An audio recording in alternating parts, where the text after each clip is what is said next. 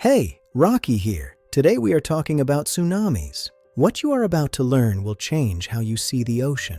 Stay with us. This is going to be incredible. First question, what is a tsunami? Most people think it is just a giant wave, but that is wrong.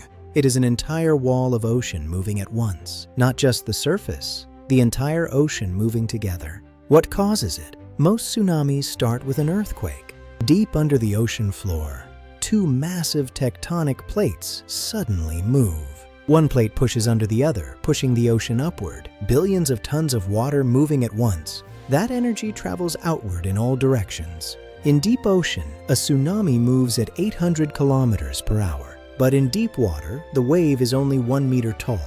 You could sail right over it and not even notice. As it approaches the shore, the ocean gets shallower. The wave slows down, but the energy does not disappear. The energy has nowhere to go except UP. It becomes a wall of water 10, 20, even 30 meters tall, moving faster than you can run. Scientists use sensors on the ocean floor to detect tsunamis early. The moment an earthquake triggers a tsunami, warning systems activate. Sirens, alerts on phones, and emergency broadcasts. People have minutes, sometimes hours, to move to higher ground.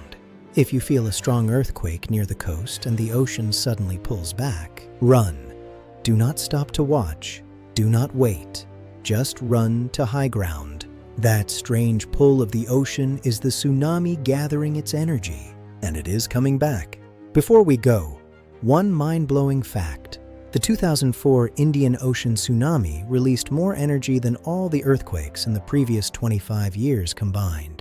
From a quiet ocean floor to a force that moves continents, science is truly incredible. It is everywhere around us. If you loved this episode, smash that subscribe button so you never miss an adventure with Rocky and Spank. And tell us in the comments, have you ever been close to the ocean during a storm? See you in the next one. Bye. Science is everywhere around us.